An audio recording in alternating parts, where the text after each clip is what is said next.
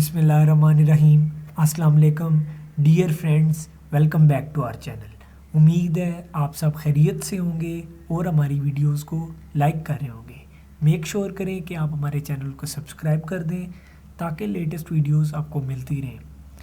तो हमने criminal law का जो है आगाज़ किया हुआ है, तो इसमें हम पीपीसी को देख रहे हैं। सेक्शन 335 ऑफ द पीपीसी मजमूआ ताज़ीरात पाकिस्तान को आज हम देखते हैं।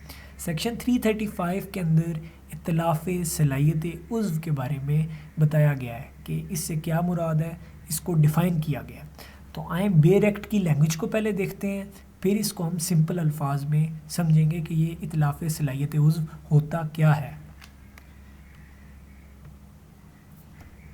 तो बेयर एक्ट की लैंग्वेज के मुताबिक whoever destroys or permanently impairs the functioning power or capacity of an organ of the body of another person or causes permanent disfigurement is said to cause इत्तलाफ़ सलाहियत उज़्व।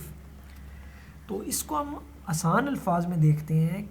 जो कोई शख्स किसी दूसरे शख्स के जिस्म के किसी उज़्व की कारकर्दगी या सलाहियत को ज़ाइल कर दे या मुस्तकिल तौर पर नुकसान पहुंचाए या इसकी शक्ल को मुस्तकिल तौर पर बिगाड़ कर रख दे, तो कहा जाएगा कि वो इत्तलाफ़ सलाहियत उज़्व का बाइस बना।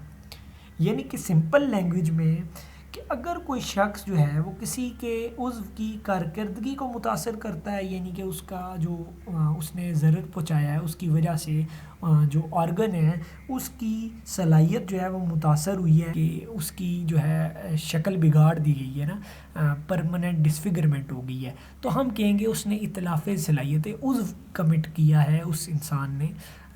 तो ये एक ऑफेंस है जो कि सेक्शन 335 में हमें बताया गया।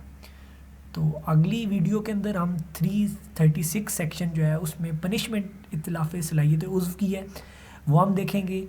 तो उम्मीद है आपको आज का लेक्चर समझ आया होगा। आपकी समातों का बहुत शुक्रिया। अल्लाह हाफ़िज़।